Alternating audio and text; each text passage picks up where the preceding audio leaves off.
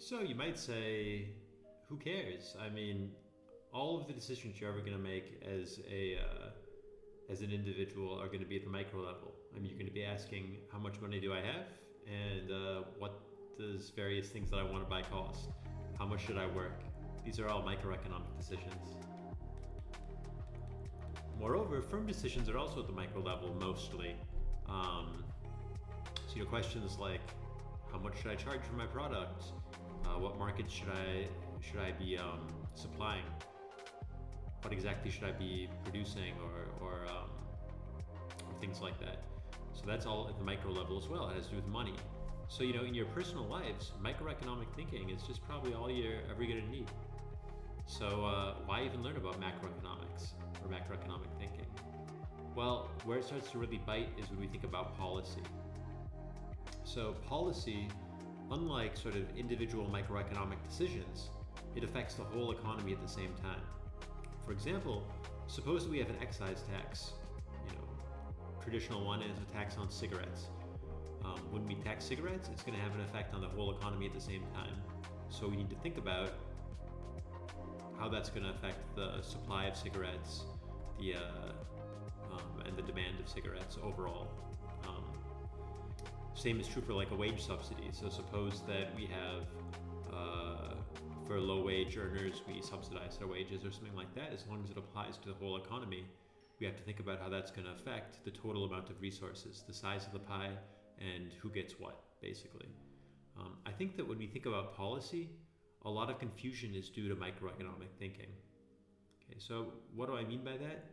I think it'll be clearest if we just flip here to the next slide and talk about some examples. So, for instance, economic growth. When we think about economic growth, I'm going to be saying this a number of times. I'm actually kind of surprised it hasn't come up on a slide yet. But there's three sort of ways that I think about an economy growing. An economy can grow if we have more labor, that is, more working age people. An economy can grow if we have more capital, that's machines, robots, buildings, things like that. And finally, an economy can grow if, I'll just call it A for now, because I think that's what we're going to use in the book quite often, if technology improves. So if you find some better way of combining resources in order to make something better, that's another way an economy can grow. But all of these things, that they're about real growth in the economy. So, real output, not sort of dollars and money, but growth in the sense of more stuff that we want. Okay. A trade deficit. So, trade deficit, think about, say, the United States famously right now has a gigantic trade deficit with China. China has a very large trade surplus with the United States. So what does that look like? The value of everything that China is shipping to the United States is actually higher than the value of everything that the United States is shipping to China. So that's kind of like a resource way of thinking about what's going on with the trade deficit. And that's it, right? There's all this other stuff going on in the background. People talk about the Chinese government buying up American treasury bills, bonds and loans, all this confusing stuff that has to do with money. Forget it. In terms of sort of the macroeconomic perspective, what's important here is the resources. So China's shipping more stuff to the United States than the United States is shipping back. Okay. How about raising the income tax? What does that mean? Well, it means that if you think about your salary rather than in terms of money, you think about it in terms of, say, hamburgers. It means that now you're going to have less hamburgers to choose to do with what you want yourself, and sort of we're going to collectively get to decide what to do with those hamburgers more hamburgers to decide with. Moreover, if we raise the income tax, it might cause you to work less, or moreover cause many people to work less, in which case there's going to be less hamburgers overall to distribute. Okay, so the size of the pie might get smaller, maybe. Okay. This one I like, so taxing the rich and giving to the poor. Rather than thinking about that as taking dollars away from the rich and giving dollars to the poor, kroner away from the rich and giving kroners to the poor, let's think about it in terms of actual consumption. It means that the rich are going to enjoy less hamburgers or less meals out.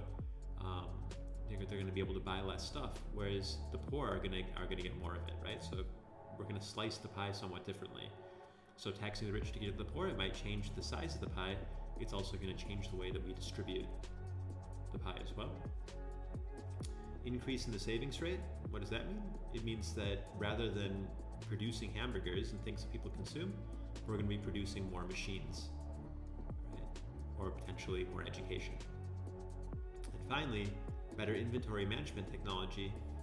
That means that it's going to take less inputs for us to serve shoppers at retail outlets, or for instance, to get manufacturers the intermediate products they need when they need them, which means that we're actually going to improve sort of the efficiency of the economy. We're going to grow the size of the pie.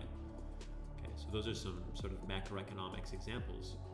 And kind of the key there in thinking about them is that we're not talking about money. We're not talking about financial instruments. We're talking about real resources. Okay, so I thought it might be fun to talk about some current policy proposals from this sort of macroeconomic perspective. Okay, so I don't want to be making a judgment about these proposals. I just want to be talking about how we should think about them from the perspective of macroeconomics.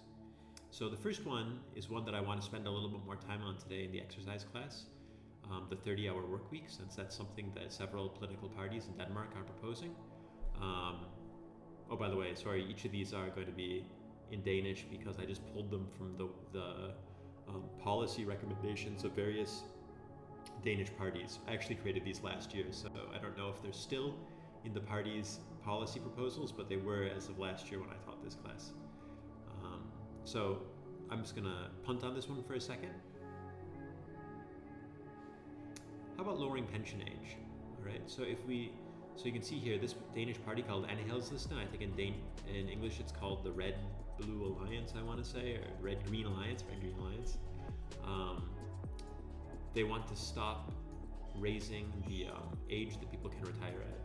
So recently in Denmark, every year the retirement age has been going up and up and up. So people that are born today, it says right here, a woman that's born, that's 18 years old today, won't be able to retire until she's 75 years old. Okay, so Enhedslisten wants to reduce that retirement age to 67. Okay, so how is that going to affect the size of the pie? So, I mean, when you think about macroeconomic resources, if we have less labor, so in essence, reducing the retirement age is going to mean that there's less labor, which is going to mean that there's less stuff in the economy to distribute. So it's going to mean that we're going to have to, somebody, relative to if everybody had retired at 75 years old, somebody's going to have to consume less, okay? Because there's going to be less to go around. The pie is getting smaller, and we can talk about how to divide it. But that's the important sort of macroeconomic points. Criminal justice reform. So I just included this one. So here, of course, criminal justice reform, you want Dansk Folkeparti. So what these guys are recommending is that we should increase the amount of police, more resources spent on observing, putting up cameras around Copenhagen, more resources spent on preventing crime.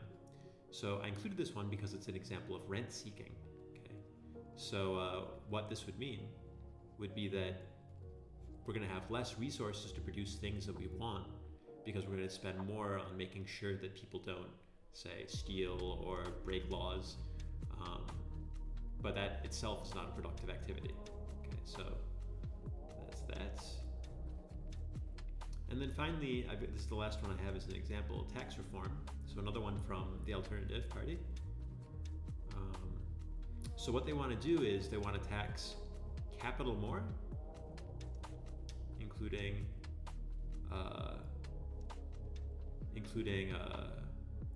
real estate, and they want to tax wages or work less.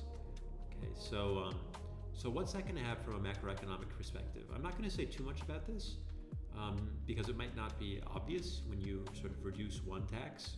it's going to encourage more work, right? If you lower the tax on wages, raise the tax on capital, means people are going to have an incentive to work more, and they're going to have an incentive to sort of own less capital. So what's that going to have? What kind of effect is that going to have on the overall size of the pie and the amount of resources we have to distribute? It might not be so clear. The only thing I'm going to say is that a little bit related to the 30-hour work week. Let me just flip here to the next page. If you think about it, you might have noticed that income taxes are often some of the highest taxes. Like in Denmark right now, if you have wage income, that's taxed at a higher rate than if you have capital income from stocks, say. And that's true almost everywhere in the world. And that sounds kind of crazy. Why would we do that? But there is actually a reason behind it, and it has to do with efficiency. So I'm not going to get too much into this, but taxes have this deadweight loss, which is related to how much people change their behavior when they're taxed.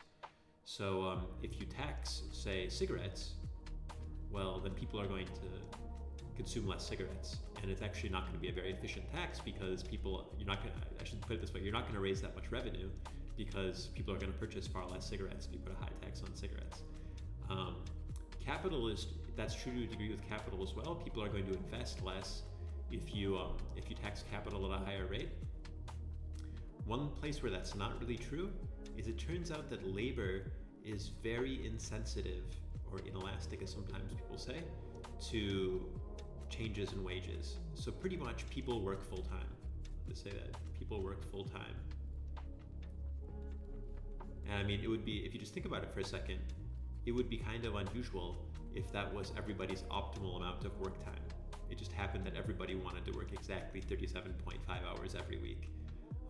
For some reason, people do this regardless of what sort of wages they're making, and I mean, it's true to a degree. Obviously, there's some sort of elasticity there, but generally, people are not very sensitive to how much they're making. So, if you want to raise revenue, income taxes are actually a really nice way to do it, because even if you tax people, they tend to still work pretty much full time. Okay. So that's kind of a resource way of thinking about that. So why am I talking about that? If we move taxes from labor to capital, then we're likely going to raise less revenue, and then there's this deadweight loss where people are going to invest less, so the size of the pie is going to shrink. Is the old-fashioned public economics theory. Okay. And then the last thing I just wanted to talk about today was banking and finance. So again, this is, I think, maybe the most confusing for people thinking about sort of economic policy and the way this sector works. And I think it's because you've got all these different financial instruments, and there's all these weird trades. You can have shorts, and people buy back stocks, and they raise money. Firms can raise money by issuing bonds, or you can buy municipal bonds, or all sorts of things. So I think that it's useful just to talk about what the point of the financial sector is from a macroeconomics point of view. Okay, so basically, the way I think it's best to think about it is that you've got a set of people who are producing more now than they will in the future. Maybe they want to retire sometime in the future. So what they're going to do is they're not going to consume everything they produce. They're going to give some other people what they produce today. And then they're going to do it because those people are going to promise to give them something back later, maybe when they retire. Okay, that's all well and good, but it's hard to connect those people. It's hard to connect the people that want to save with the people who want to borrow.